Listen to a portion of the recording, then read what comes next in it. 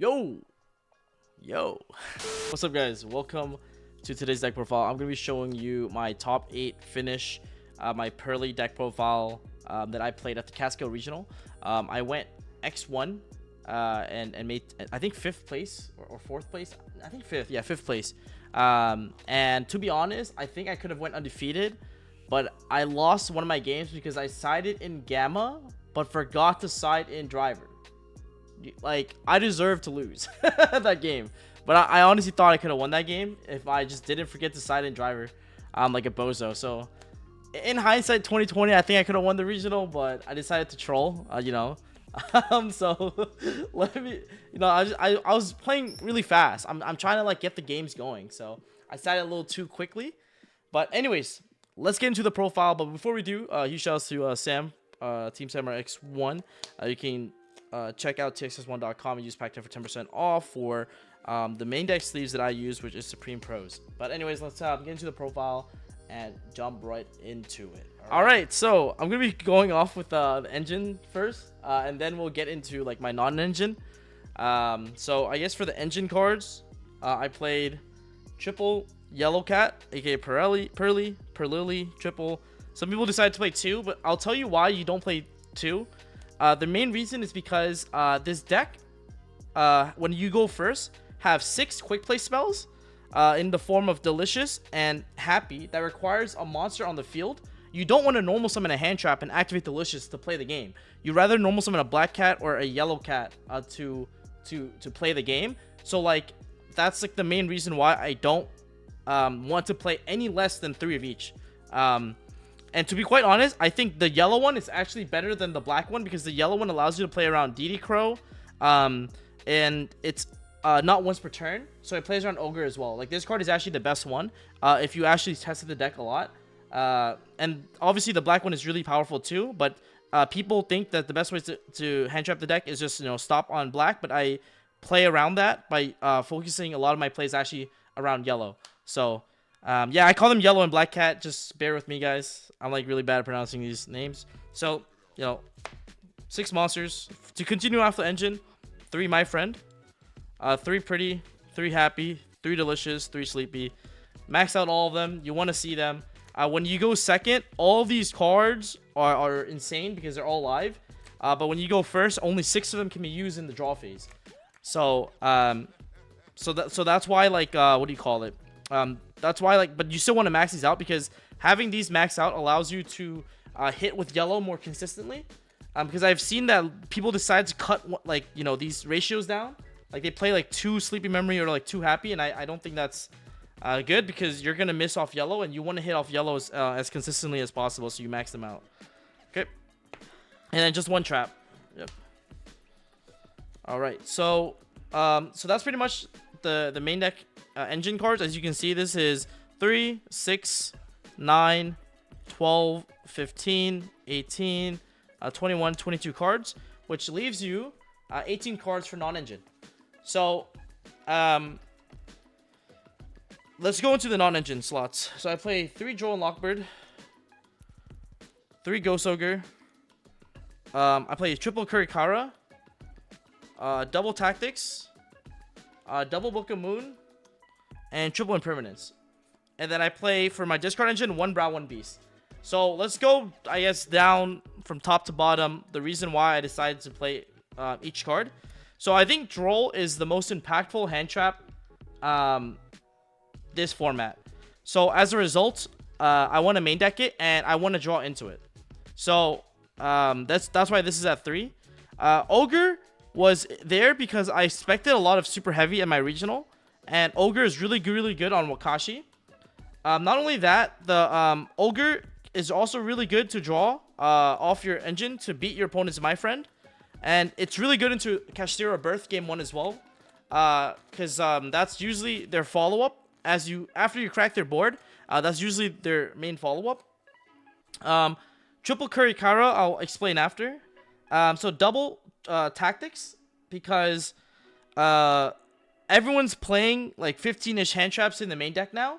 So I think Tactics is like insane as a result. So that's why I decided to play 2. I was playing triple Tactics, triple Book of Moon, but I decided to cut 1 tactics, 1 Book of Moon for 1 Brow and 1 Shaddoll Beast.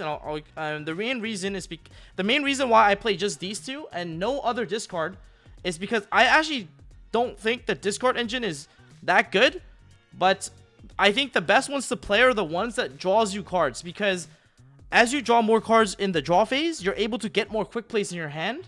And I wish I could play 2 beasts, but sometimes I draw 1 beast, 1 brow, and so I don't want the chance of drawing double beasts. So I decided to play 1 and 1. Beast is better because it chain blocks, and brow is you know, the other option to beast basically. But the main reason why I decided these as my only discard engine and I don't play any other is because they draw you cards in the draw phase. And drawing cards in the draw phase is really powerful because it allows you to keep going. Because you're going to get hand trapped on your first name in the draw phase when you activate Sleepy or you activate Pretty. So drawing into more quick plays off the Shaddoll or the Brow allows you to keep playing in the draw phase, to keep playing around Droll, to make people's Drolls pretty much useless.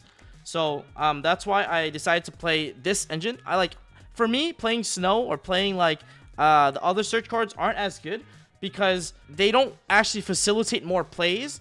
Like the Dark World package that like Snow that keeps searching itself just allows you to like like if your yellow misses, the extra Snow doesn't do anything in your hand. But Beast and Brow drawing you cards will only draw you good cards pretty much. So that's why I decided to play the draw discard engine more than anything else, and I hope that makes sense. I tried to explain as clear as possible, but it's not that clear. The main reason why I also decided to play okay, so yeah, let me explain Book of Moon. So I decided to play Book of Moon. These were originally Santa Clauses, but I decided to play Book of Moon over the Santa Claus because Book of Moon is technically a Santa Claus against the Kashtira matchup. Well, what do I mean by that? Well, if you Book of Moon and a Rise Heart, it's almost the same thing as Santa Clausing and a Rise Heart. And you can still OTK your opponent with Book of Moon under Happiness. Because Beauty can change face down monsters to attack as well. So Book of Moon actually works really well. But I decided to play Book of Moon over Santa Claus because going second, Book of Moon works the same as Santa Claus. But going first, Santa Claus doesn't do anything in your hand, whereas Book of Moon does. If I Book of Moon my opponent's Soul Piercer, they pack up their cards and they go next every time. Like literally, they go normal summon Soul Piercer, Book of Moon, Soul Piercer. They pack it up. They literally pack it up. They go next. I wish I played 3 of this, to be honest. And also in the mirror match, your opponent like greeds the trap card in the mirror, so you can chain Book of Moon to book their monster in response to their trap, and they don't get to summon the big XYZ. So they just get destroyed in the mirror match. So that's why I have Book of Moon in there. And if you notice, then I played triple Impermanence, and the reason why I played Imperm over Valor is because I play Princess Sprite. And if you count the numbers of spells and traps in my main deck, I have 7 here plus 1, 2, 3, 4, 5, 6, 7, 8, 9, 10, 11, 12, 13, 14, 15, 16 plus 16 here. So I have 23 spells or traps that I can hit off Princess Sprite, right? Obviously it's a little bit less because you draw 5 cards, but you have about 20 cards that are hittable in your deck, and you can also hit Beast off Princess Sprite and draw a card. So you have 24 cards. So playing more spells and traps actually is really, really good because you're more likely to hit off your Sylvan as well. So that's the other reason why these cards are really, really powerful. And that's why and Imperm is just like really, really good. Plays around tactics. Imperm is just like basically like better because you can use in draw phase in the mirror match. Like draw phasing Imperm is like really good, whereas Valor you can't do that. And now let me explain Kurikara. I guess that's the last piece of non-engine I have. So I guess I can explain that. So the last piece of non-engine is gonna be the Kurikara. So the reason why I played Kurikara over Santa Claus, because Book of Moon replaced Santa Claus. But why did I play Kurikara? You might be wondering. Going second into any matchup, Kurikara is ridiculous because it's a level 1 body that just puts itself on the board.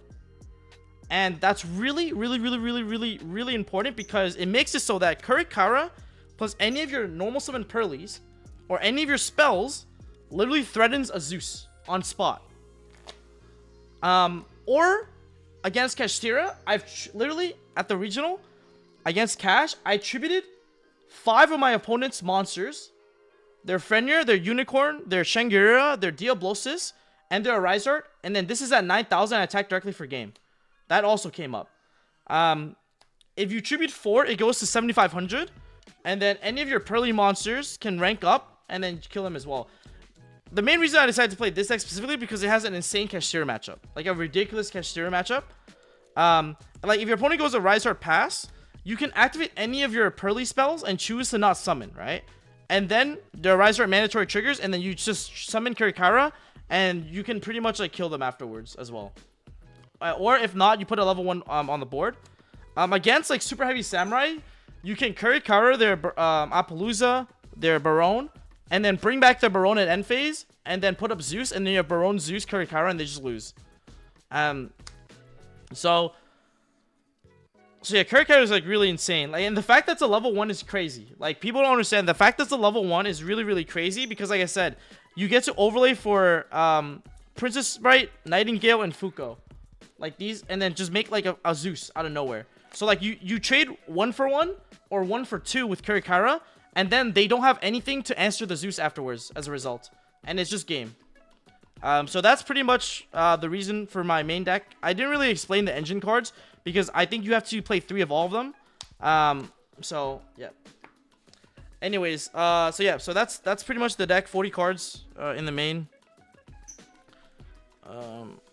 Yeah, also the other reason why I only play a very small discard engine, like only 2, is because Shifter is in the main deck of a lot of Kashtira players. So like having a lot of discard engine is actually really, really bad, especially if Shifter's in the main deck. So as a result, I think playing 2 was the perfect number where I'm not going to brick on them. And having only 2, I have 2 good discards, which means at any point I draw these, I can discard and I don't have any dead cards after in my deck. Does it make sense? So, people who play like if they play, I was originally playing like Hedgehog, Beast, Squamata, but if you draw the Beast, the Hog and the Squamata are just bricks in your deck. Whereas if I play just Beast and Brow, they're never bricks. They just always gives me a draw, and it's always utility. So yeah, so that's why I decided to play 1 in 1 of these, and that's it. And it gives me a lot of flex spots too. Like, it gives me 16 flex spots as a result. So I was really, really happy about that. So that's the main deck. Now let me go into the extra deck. So I play for the rank 1s, Fuko, Nightingale, and Princess Sprite. I don't play Ensemble. The main reason why I don't play Ensemble is because I think you don't need it. Like, to be honest, like, I always go for a Princess Sprite because I think the +1 off this card is way more valuable. And you can grab Imperm. I can hit an Imperm, a Book of Moon, or a Tactics. So that's the main reason. If someone asked why not Beast and 2 Dark Worlds, because Beast is better than Brow. So I play 1 in 1. I wish I could play 2 Beasts.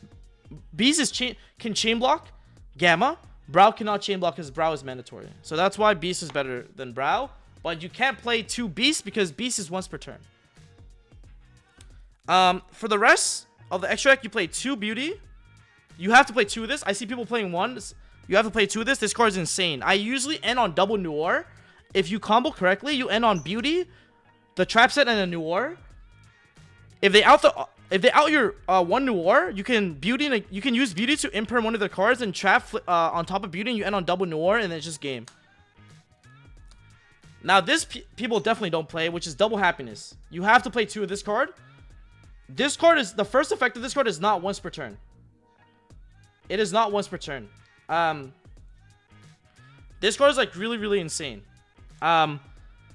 This card is like the reason why this deck is probably like actually more broken going second than going first, because this card, like against Kashtira in Swiss, I cracked this entire board, like put him on nothing, and made a 7 mat and a 6 mat Noir, and it's because of this card.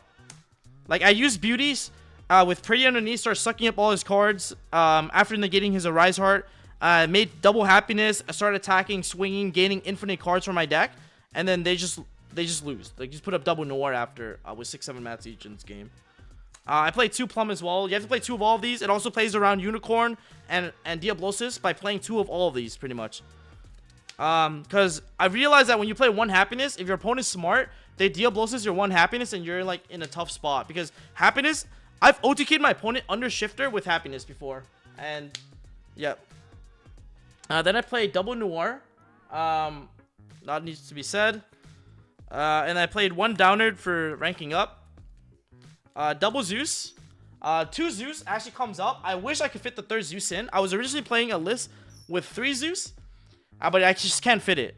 But Zeus is really nuts because, like, it's obvious. Like, 1 Zeus is obviously fine, and then you play. A lot of people play 2 for Unicorn and Diablosis.